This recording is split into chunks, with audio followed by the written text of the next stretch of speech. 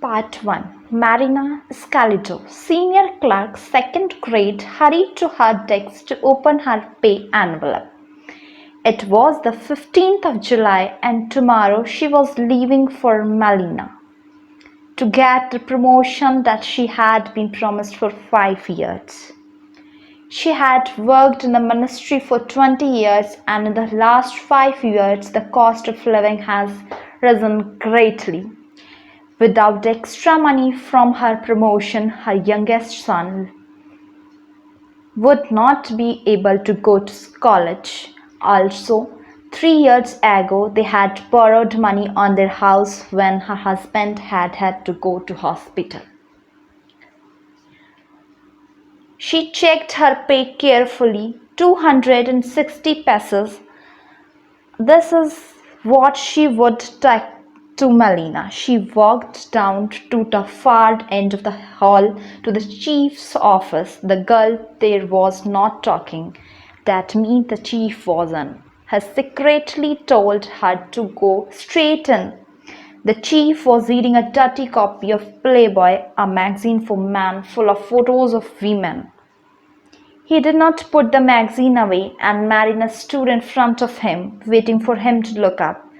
He was about 50 and going bald. "So you are leaving tomorrow, Marina?" he said. "Yes, sir."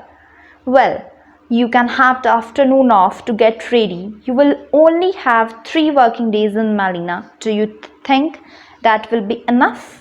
"I would like to have 3 more days, sir, if possible." "No problem, Marina," the chief said. "Oh, and when you are there, will you please buy me the latest garbadine material for a pair of paints? I will pay when you get back." "Yes, sir, thank you." Part 2. Garbadine material. It must cost at least 60 pesos. Last time the chief wanted a pair of Levi jeans. They had cost 120 pesos. When she returned, they had played this little game. He saying he must pay. She refused to take money. After all, he was not a bad boss. 3 days off with pay, for example. And he did not try to touch her in the way he did with the other women clerks. The bus left at 6 in the morning, driving along the valley through the newly planted rice fields. The water shining in the early morning sun, the roads were good, with a strong was process new bridge, making the journey to Malina only 10 hours. It used to take a full day. This was a progress, the kind that people could see and enjoy. Marina knew there were problems in the mountain villages and other places, but in her province things were calm. Her own life was not so bad. She and her husband had finally built a house, 3 children, one married and soon to leave for United States, another soon to finish college, and the youngest nearly finished high school. But the cost of living has gone up. They had to cook on wood fires and could not afford to buy toilet paper. 5 years ago, she had asked for promotion. She had gone to Malina twice about it, and finally she had received a notice saying it would happen. Part 3. The bus arrived in Malina as it was getting dark. Marina walked to the street where her second cousin lived. They had been college students together. She would probably sleep on the hard sofa in their living room, but there was better than spending 30 pesos on cheap dirty room somewhere. They were having dinner when she arrived, and like a good relation, she had brought meat, fish and rice for her province. They seemed pleased to see her, but Marina noticed that her cousin soon asked, "When will you leave?" "I wouldn't be here more than a week," she said, "and I wouldn't eat here. I will spend every day at the ministry following up my papers." She was up at 6 the next. Her cousin's children, aged 13 and 14, were getting ready for school. They had kept her awake playing rock music in the night. When she arrived at ministry, she went straight to personal. The people that she worked with a year ago in that office had all left, and there were nobody she knew. She asked for the person who worked for the papers of staff promotion and went sent to the other end of the office to a fat woman in her early 30s with bad teeth, thin hair, and a uniform that was too small for her large body.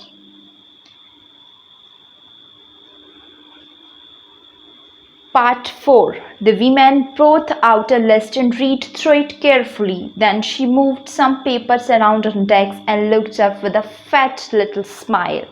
"I'm sorry, Mrs. Scaldo, but your name is not here.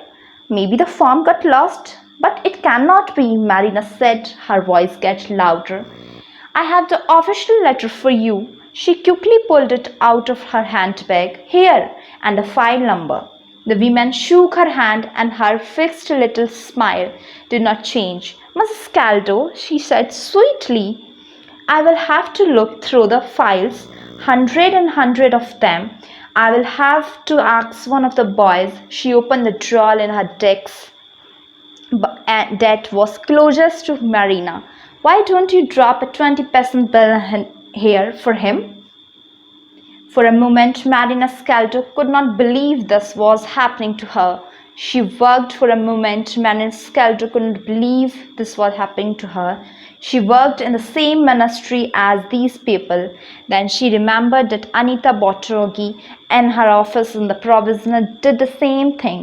It had gone for a long time, too long to be easy to stop. She took a 20% bill for her handbag and dropped it in the drawer.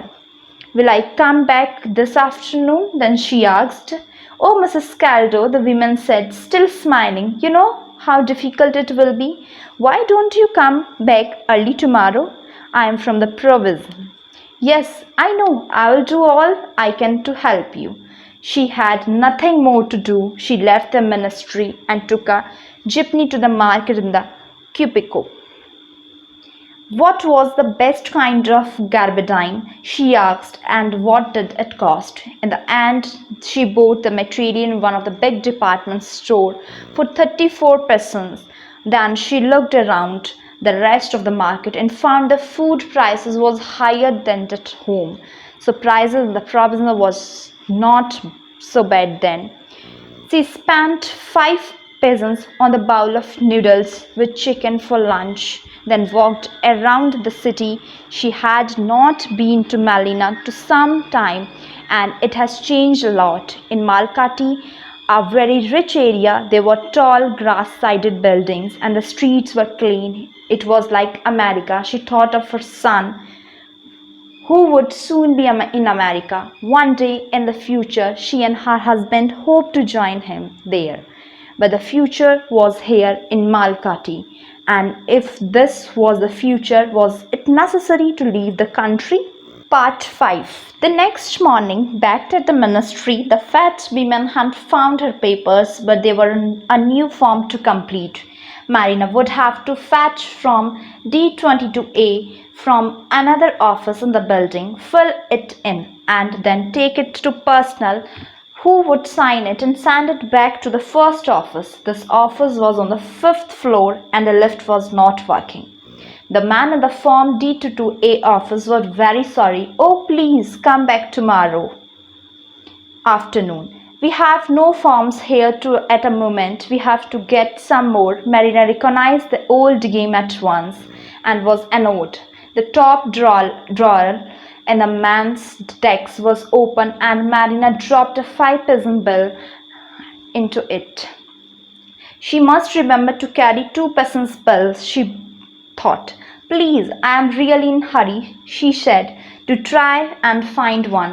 There must be one laying around." The man closed his desk drawer with a smile, then went to an old filing cabinet behind his desk. It didn't take him a minute to find the form. The form had a lot of questions about dates of this and that, school and college, travel and abroad, that made Marina laugh. How many government clerks have ever traveled. Looking back over her past, she began to think about what she wanted from life. She had never wanted to climb to the top of a tree to become a minister. Both she and her husband was happy enough with things as they were. After all these years, they had their own house, a piece of land, and they could sleep deeply at night, not worried by the kind of bad dreams that important ministers must have. She took her completed from the chief in the office, who was said to be an honest man. Now was the moment when she would find out if that was true. She waited and waited and was at last called over the glass-topped decks where Chief Bermudez was sitting. "Well, what's the problem?" "My promotion, sir," Marina said. "I have been waiting a long time for it." She put her papers on the decks in front of him. Part 6. Chief Bermudez read them all carefully. "Well, Mrs. Scaldo, everything here seems all right. You know what to do next. After I sign the forms, you go to finance to find out if there were funds to pay you. If there are, the minister will sign the papers and you will have your 100 pesos a month. And I think your pay rise should start at the beginning of this year to give you those extra months. I will make sure that happens." He began to sign the papers. "I know you have worked for a ministry for a long time. Things happen too slowly sometimes. I should not tell you this really. But we must be patient. We must push and push and push, but only gently." He smiled. "Good luck with finance." They were now alone in the room. "Is that all, sir?" said Marina. "Why, is there something that I have forgotten?" In her surprise, Mrs. Scaldo forgot to thank him.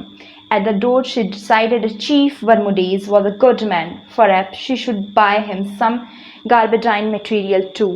After all, he had added several extra months to her pay rise. After a quick lunch, just some bananas and a drink, she went to finance. The girls in the office were sitting talking or reading newspaper or doing nothing. The finance chief, she was told, was out and would not be in until tomorrow. Marina left and decided to go and see a movie.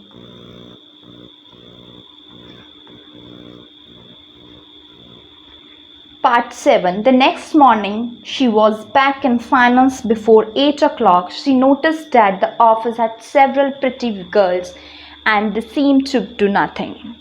At 8:30, the finance chief arrived.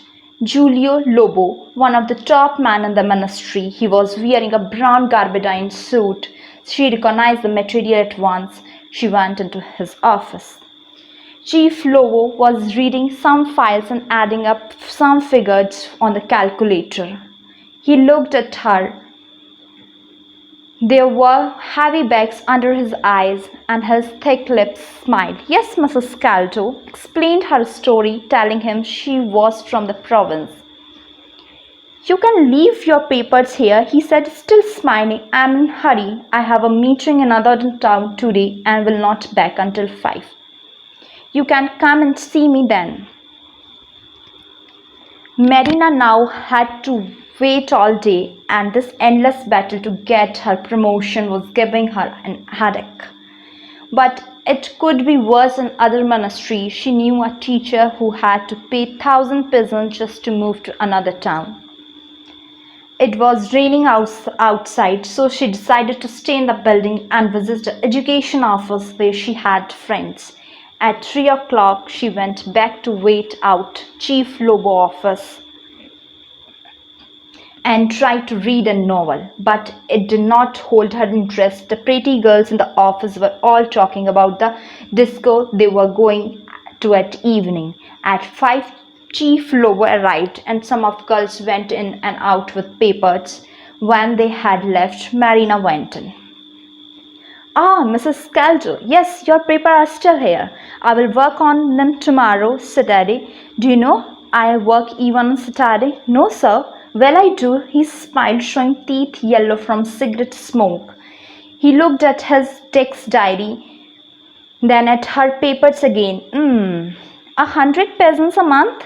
Why, that's only 1,200 peasants a year? Surely you can afford to buy me a 40 peasants dinner.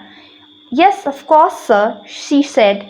Well, then my favorite Japanese restaurant is in Ermita. It's easy to find. It will there on Sunday evening at 7. I will have your papers all finished. I see no problem, really. Thank you, sir, Mrs. Calder said.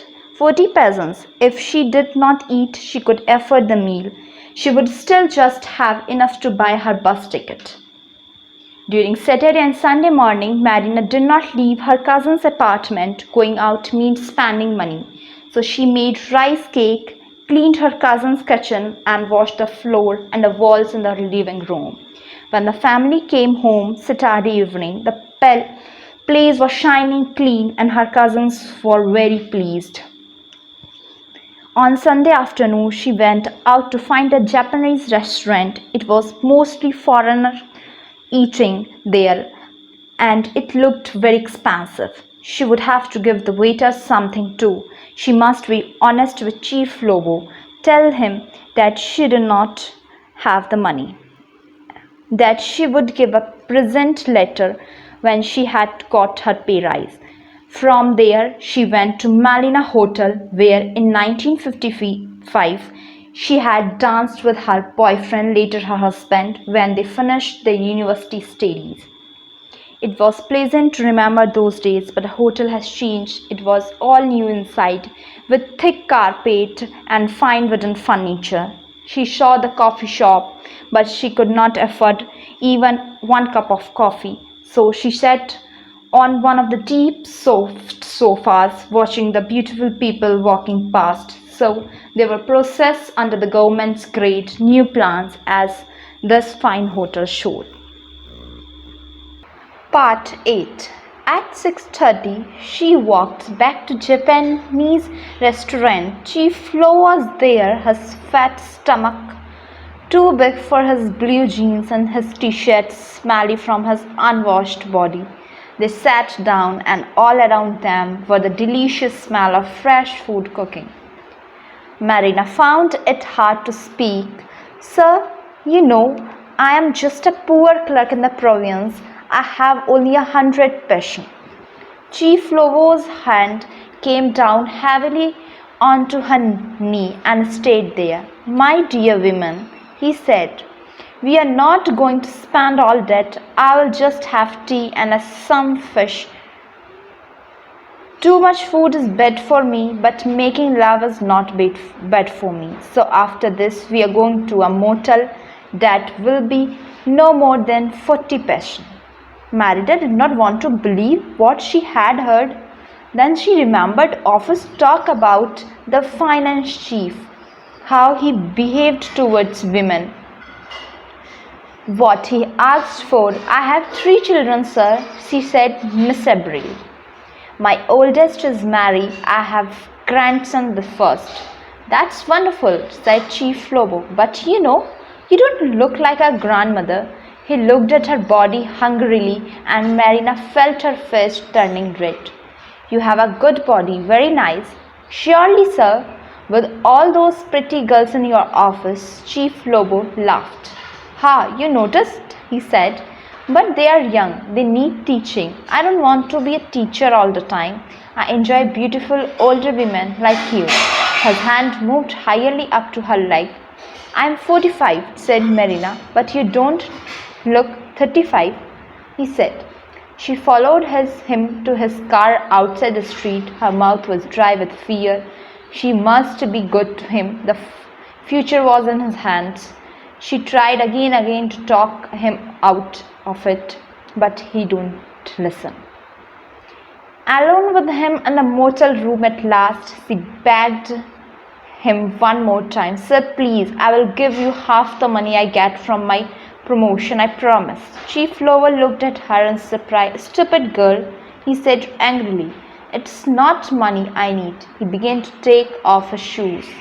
When she did not move, he shouted at her. Take off your clothes. My poor husband, my poor children, Marina cried softly as he began to touch her. She was back at the apartment at 9. She took a long shower, hating Chief Lobo, hating herself, hating the world. How would it to be tomorrow when she saw him again? He had not even brought her papers as he has promised. She didn't sleep much that night. When morning came, she knew she must go on, finish the job. After the travel evening, there was no battle that she could not fight. Nothing could stop her now. Chief Lobo's thick lips smiled at her when she came in. We will go up to the minister's office now, he said, standing up and picking up her papers. Part 9.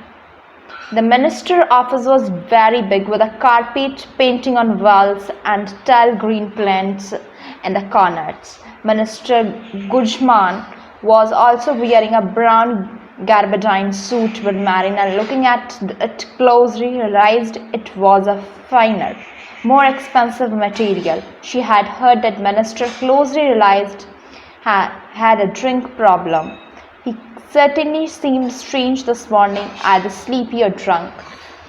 Chief Lobo put Marina's paper on the desk and the minister looked through them. Ah, Mrs. Scaldo, your promotion? I am very happy to sign these. To Chief Lobo, are there funds for this? Yes, sir, Lobo said. After the minister had signed the papers, he turned to her again. Miss Scaldo, how is it in your provision? What are your problems? It's good to see someone for your provisioner here. You know, your provisioner is very important in our new society plan. Mrs. Scaldo looked at him. Was the minister serious? How could he be so drunk so even early in the morning? She shook her hand. We have no problem, sir. Come now, the minister said, be honest. We need the truth, the facts. Only that way can we make progress. Marina shook her hand again. Everything is fine and our provisioner, sir. She said, all right then, the minister said, but you must work hard, all of you. You must remember we are building a new society, progress for the people, a country to be proud of. He seemed to be taking to everyone in the office. Yes, sir, Marina said. We must all work together. Progress, promotions are wonderful, but we must work for them. Progress. After Marina had bought her bus ticket, she had 2 peasants left. She had made 3 meat sandwiches at her cousin's, and that would have to be enough until she go home. When the bus arrived in her town, it was past 6 and already dark. To save money, she decided to walk home from the bus station. She only had a handbag, a small bag of clothes and the gabardine material, and 2 apples. Away from town center, the road was until and rough. She and her family lived on the edge of the town, where they could grow vegetables and keep chickens. She had just turned a corner when a man jumped out of a shadow and grabbed her handbag. She held on to it was hard and she could, but the man pushed her and she fell, hurting her face on the ground. He took the bag as he ran. She shouted out after him, "There is no money in my bag, just my papers, my papers." But he was gone too fast and did not hear her. She stood up slowly, feeling weak and strange. She still had a long walk to walk, and her legs did not want to move. It started to rain, but her umbrella was in the handbag that was stolen. She did not mind the rain. It was losing her papers that felt like a heavy stone laying on her. Without the papers, there would be no pay rise. She knew only too well that nothing could make Malina send copies of her paper. She would have to return to the capital, and thought of that filled her heart with fear and misery. At last she reached her house with the trees all around it. When she pushed the door open, her family were eating supper, and then they ran from the table to greet her. They saw the dirt on her clothes, her pale face, her wet, untidy hair. To their questions she gave no answer, and Marina Scaldo failed to her knees, and anger and mystery coming from her inviolate sobbing. No words of kindness, of love, no friendly touch could stop the river of tears.